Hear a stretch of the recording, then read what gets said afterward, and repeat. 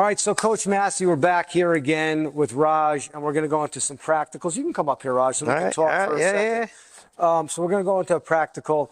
And for me, I felt like I would just share a story near and dear to my heart, right? Okay. So, I mean, the Synapse really impacted me personally. So my son Joshua in 2021 was on a high school football team in New York State. That was super dominant group of kids that were together. They went on to win a state championship. Unfortunately, game 2 of the season, a really awkward tackle caused a meniscus tear, a bucket handle. So in order for him to remain eligible for the playoffs, he actually had to tape up like a mummy and play a third game. That's rough. But after that, he went for the surgery. And, you know, most people would have probably missed the rest of the season. He wanted to play. So we went to a stellar surgeon who did the surgery, repaired the bucket handle tear, and then gave him some PRP, platelet plasma. They pull your blood out, they spin it, they put it back in, and to help the healing process. So I had a quandary on my hands. I knew that he needed time to rest, time to repair, but there would come a time where he needed to get back into a movement phase, but also be able to load his quads, his hamstrings, his supporting musculature to a point where he could return to play. And as part of a return to play program, I had a bit of a quandary because of the time constraint. Now we're back to time. We're talking about time. Yeah. So I said, well, I certainly don't want to put a lot of this on the joint. So it's a knee joint. I didn't want a lot of the flexion extension that would normally be required to load the muscle. Eccentrically, concentrically, isometrically. So that's where Synapse came in. Now, the return protocol was very broad from the time we started in the infantile stages till the time he actually got back on the field. It was actually like every other day, okay? And what people need to understand about return to play, and let me tell you people out there is a lot of business in return to play. Sure. It's not very glamorous, but if you can get a reputation for having good return to play programs, it's money in the bank. So we have to recognize that the athlete is discouraged. Yeah. The athlete is standing on the sidelines. He's watching his very capable team continue on. They can use him. He wants to get back. Yeah. He's discouraged. Yeah. You get in the gym alone, even with your strength coach, who happens to be your dad in this case, and it's discouraging. So how do I get this athlete to vest, to buy in, not just because dad's telling him, but because I'm going to have him feel what we're about to do? And I said, man, I got to break this down. Super simple. So we went into a biomechanics phase. Then we stepped it up, got into eccentric, concentric, and then we utilize it as just a form of resistance through the entire movement. So we're gonna move through a couple of these things. We're just gonna go bilateral squatting. We're gonna go with some hinge work, and I figured we'd just take you through that and show you what we did with Josh. Super cool, but I want to ask you about that because you told me I think a little bit earlier this story, and I was a little bit astonished. So he had the surgery after game 3, is that right? And then how long was it with the meniscal repair that he had done before he was back? He missed 3 games, which would be 3 weeks, and then probably going on to the 4th week is when he came back. That is an insane result. Like if you know anything about meniscus tears are repairable, we're getting better at them. Credit to your surgeon, credit to the PRP, big credit to all the whole structure of it, and that Synapse could contribute to that is fantastic. But no matter how you slice that 3.5 weeks for return to play at a high level, it's pretty remarkable. Yeah, it was. And the Synapse was definitely the foundation to it. Yeah. Did we bring the bars in later? Yeah. Yeah. But we weren't getting to the bars or anything for that matter until we got through the protocol, which I told you also included some protocols, what people will call it cuts, directional changes, agility. It's not just for use in static. You can have movement in it. So let's just go through a couple of the simple ones. I'd love to see it. We're up here. I'm going to step over. Boom. Okay. Boom. All right. So first bridge we had to cross was the fact that he had not necessarily been squatting except to go to the bathroom. Yeah. Biomechanics can break down very quickly. So first thing we were doing with Joshua was this. stand tall, get your biomechanics for your squat, okay? We especially do not want toe dominance here because as everybody knows, 60 degrees flexion, all the force is translated onto the knee. I needed him to now feel how not to have force translated pinpoint to the meniscus or patella. I needed him to feel that. That's how I did that. You're supporting me. All we started doing was building this biomechanics of this, just a very few reps. You'll see quiver responses. You'll see that he's getting neuromuscular re-education.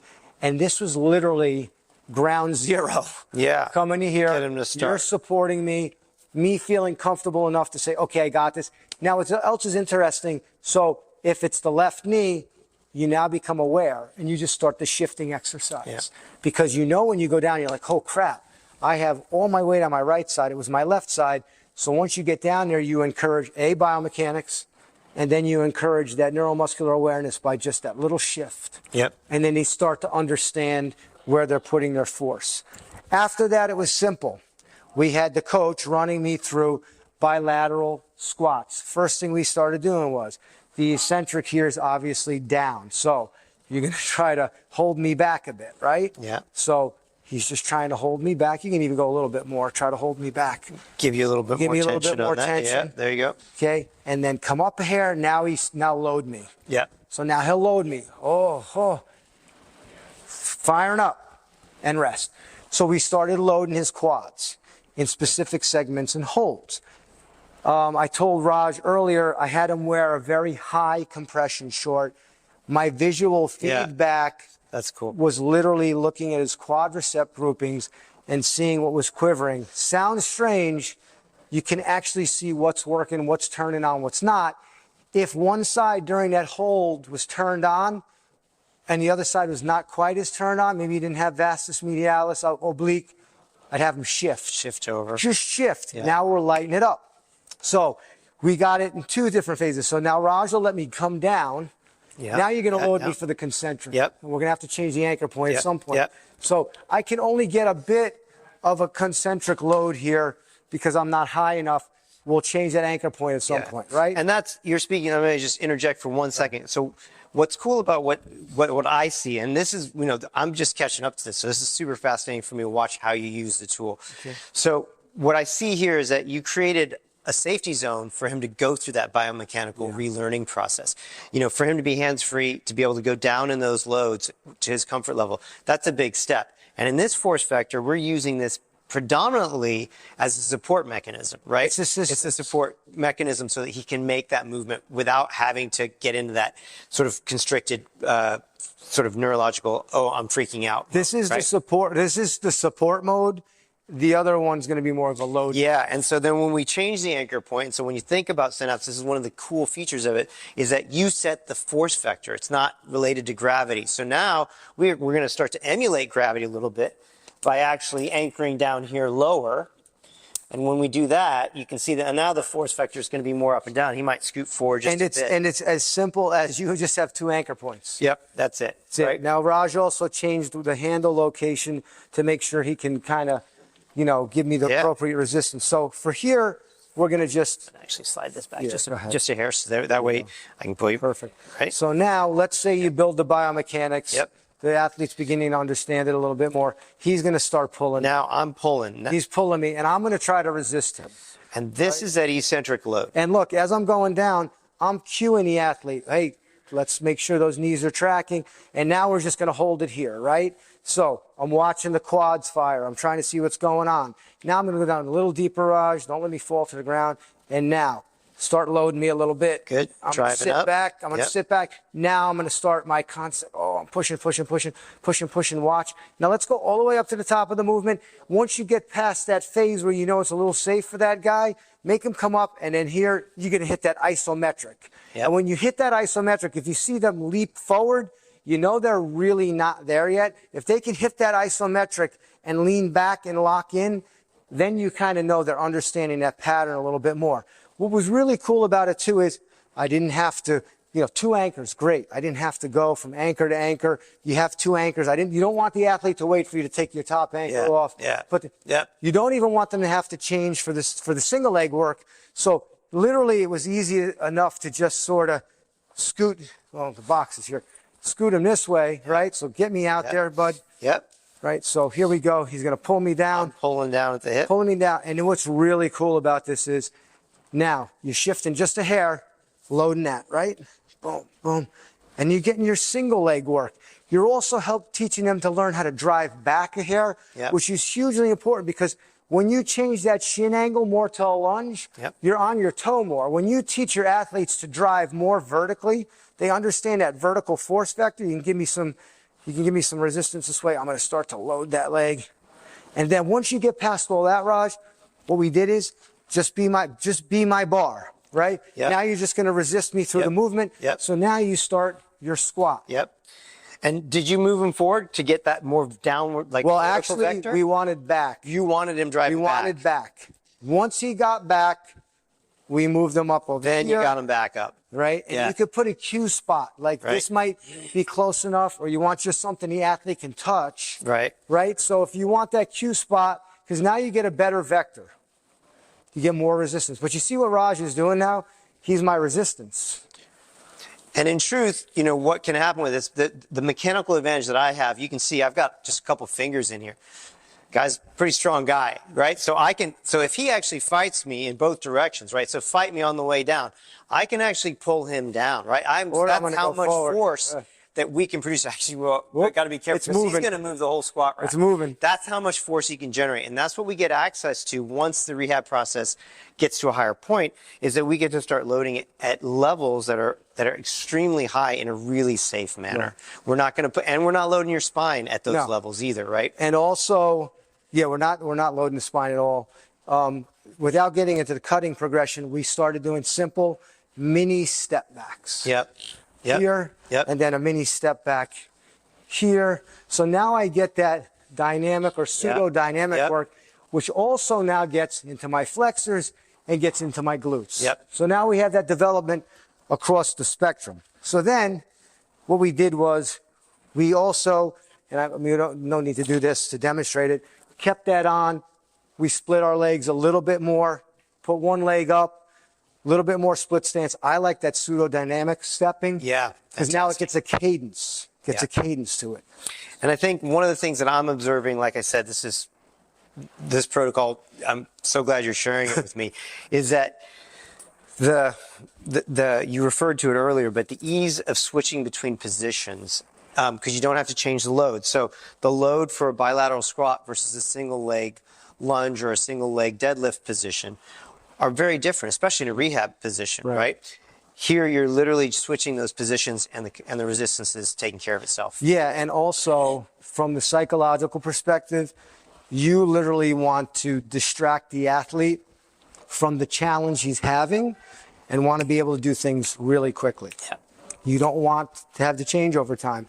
I see one of the biggest mistakes in novice trainers and coaches is, let's break him, or let's give him a break, or no. Talk to him.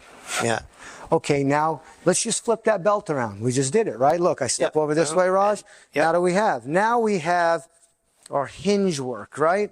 So simple, bilateral hinge work. What's nice about this, you can simulate deadlifting, right? Or you can simulate more stiff leg work. So what we did first with Joshua was we went regular.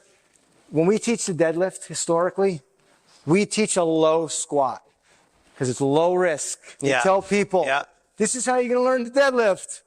That's not exactly a deadlift. It's more of a low squat. However, risk versus reward, lower the risk. Once they get to a degree of mastery, now we got more of that deadlift movement, right? So we started with Joshua, basically a more hamstring dominant, low squatting position. And we'd get him in here flat, and then Raj is going to give me some tension, and we're just going to hold it there, right? So my concentric in this is obviously going to be my pull, but he's loading me eccentrically because once I go to pull, I find my heels, and then Raj is just going to hold me, right?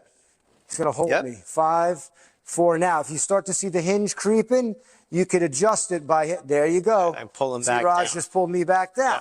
So once we get good at it, now we get the athlete into that higher hinge range. position.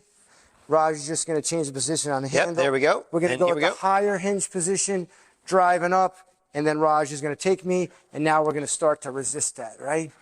That's a And lot. what I gotta like move about closer. this, yeah, so it's pulling it back. Yeah. What I like about that on that eccentric, and this is good for a lot of movements, is that I'm going to pull down, and there's lots of forces pulling on you at that moment, or the athlete, and it's actually the athlete's job to bring that back in the biomechanical movement pattern that you want. Right. It's very easy, for instance, in that one to just go, okay, I came down, right? Whereas we're going to demand some attention from the athlete to say, no, we want that movement to be controlled and those forces to be controlled in a way that is biomechanically Right, and sound. one of the ways you guys are going to try to do that is you're going to try to have a cadence, okay, for everything. So if you have, like in the instance of Joshua, we had cadences for everything. On the like week 1 of this, the cadence was 3, 2, 1. Yeah. Week 2 was 6, 5, 4, 3. So by week 3, it was a 10 count. Yeah. And he knew that he had, I always say uncoil. You have to uncoil over the course of a whatever count. So you can actually build your formulas. Now simply, because you don't want to discourage the athlete, it may not be optimal for the first week. You may want to go single leg with the strap, but not to discourage the athlete. It's as simple as having them just split their stance a little bit to get into sort of like a sprint stance. Like if you were doing a sprint stance kettlebell deadlift, now you have this load. You're focusing here and you're pulling, right? So you're going to make sure that you just don't see this, which is more of squatting. You want to see that hip hinge first, and this is probably about where you're going to stop them. This is giving me a fantastic load on my glutes and my hamstrings, and I'm getting a little bit of calf activation in Achilles, which is super important because in sprinting, you go from stiff to loose, to stiff to loose, stiff to loose as you move through range. So those were the most simplistic baseline movements we had done with him. We even went as far as, getting down into a split stance hold here, and we would just raise him up a hair, give him a little tension, and boom. Okay, we don't want to do this, strangely enough, from the front side, okay? This is a really good load here because what's happening is I'm getting pulled back a little, and we started getting him into this. And that's very cool because that's that initiation phase, right? Right when you want to change and burst energy into a movement.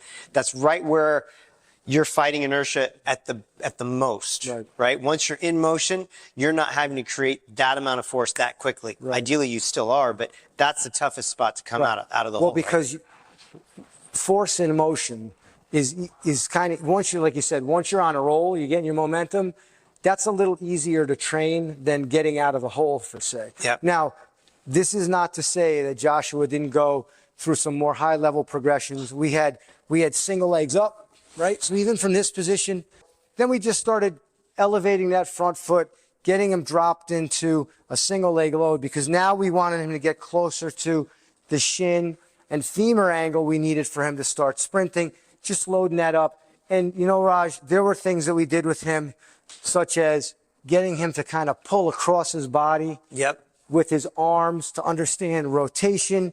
And some of you don't think this, but getting out of the hole, there's a degree of rotation and where to stop it. And I could go on all day long, but I did want to give kudos to this. This was the most elemental progression we did with him. Bilateral. That's very huge to see, and I think you speak to something that is interesting as you start to play and work with the Synapse, is that once you start to understand that you can create whatever force vector that you want for an educational tool. So you got a little bit of both when you're doing rehab. Part of it's strength training, but part of it's re-education of the body and the nervous system. So you're integrating those two things really nicely there. And then you progress to higher and higher things. Like you said, you may do massive loads on the Synapse. You might hop on a tsunami bar to get those oscillations. You might do all kinds of different stimulus, but from a groundwork up, to be able to scale that is one of the really interesting things. And to be able to set almost any force vector. So as a practitioner, you see that, like, you're working with an athlete and you can see something that you'd like to improve. You can literally devise a movement that fits that bill, which is what you sort of did on the fly with him. And, sometimes people say, well, like, where's your data point? And, well, what's your data point during a regular lifting program, unless you sort of have, a velocity mat or some things are going to be subjective. So one of the data points would be very simply, how long could they fight an eccentric load that given day, that given week? Yeah. Can they fight against a concentric load and move through range? And guys, I don't know if you can see here. I think I have a tape measure on this side. Okay. It's a magnetic tape measure. We just use the magnetic tape measure to see how many feet per second Joshua was able to move with both the bar and with the Synapse. If he was able to move at more feet per second, as he progressed, it was another data point. So I would just say it's endless. It's boundless. You can create as much as you want to create, low risk. Yeah. And always take notes, guys. Whatever you did, if you don't write, notes into your phone, and then start to put your own progressions together. But I would say, Raj, that there are so many possibilities with this. Yeah. And even for the regular strength coach, even if you have a high school program, a college program, a pro program, I'm a big advocate of just this, right? I mean, like, how much room does this take? Right. You could literally get us one of our, we have those little 1 gallon buckets, and you just leave it in a bucket next to the rack. And what you have now is you have a multi-use rack that, in between sets, they're getting some eccentric loads in, and you can actually devise programming where maybe you're focusing on a velocity lift here. Once you get off your velocity lift here, then you go into eccentric holds. Yeah. So, I mean, I think it's boundless. So just want to speak about that. Well, listen, I appreciate that story about your son. Super, super humbling to hear that the Synapse made a contribution in that way. And like I said, at the end of the day, that's what all of us in this profession are trying to do. Right. Are we finding ways to help people be better over time? And that's the end game for all of it. And hopefully this tool can make that contribution. So, from a marketing perspective, here it comes. What is your $1 million question to me? My $1 million question about your product. Yeah, well, that's so if you were to take that product and say, okay, who do you see this being the most valuable, and in what phase of what you're doing is it most valuable for you and your athletes? Because you're training a wide span of people here. You're training elite athletes, the best of the best, and you're training people who are returned to play just off surgery, older populations. Right. Does it fit for those categories? Where does it fit in your mind? Where do you see it, and where do you use it now at most? Well, I'll tell you where it doesn't fit. And that's nowhere. So I wanted to spook you a little bit. So we're very privileged to have people who are post-surgical, post-accident. They're not just all athletes. They're regular folk. Yeah. We have workforce people, home force people, military, police, EMS. Then we have our youth through professional athletes. We have Olympic. This lab that's been gifted to me from the creator of this universe is just very humbling. Yeah. So I've not run into a space where I'm like, that has no use. So what I've actually done is flipped my mindset and said, how many more ways can I get that into this? And for the investment of that, and I think people have to understand something too. If you want to keep your people on dumbbells for the rest of your career, I think at some point you're going to run into a problem. You never really want somebody training with you just because they like you. Because if that's the fact and you're not adding any value, all you have to do is do one little thing to piss them off. And if they don't like you anymore, then they're not going to train with you. But if they're training with you because you know your stuff, you add value to them, even if you rub them the wrong way once in a while, they'll know, like, hey, I got to kind of stay with this person. One of the ways you add value is by always continuously examining your programming and adding novel programmatic features. This is a novel programmatic feature. You want to have different items in your facility. And this is especially a win-win for a guy or a girl with limited space. I mean, let's face it, we do a lot of consulting, and some people, they start out with 500 square. Some people start out with 250 square feet. And what do you do when a kid comes in who wants to get faster and you don't have any access to a field?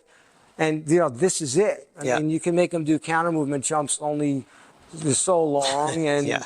you have to be very creative. So it's a creative tool. We thank you for bringing it to market. Thank you. No, I do have one more question Go for ahead. you, because one of the things that happens with Synapse is that I've found that it's a different approach, right? And as such, it challenges what we do in the weight room as therapists, as coaches, because listen, to be honest with you, the people that are at the top of the game have established themselves doing it the way they've done it. And they have good reason to say, hey, look, I get good results this way. So one of the challenges is people see that and they're sort of like, okay, well, how do I then, like if I do that heavy loading here on the eccentric, how does that fit in with everything else? Because there's an education to that, right? Learning and kind of understanding how you can use that in your mix.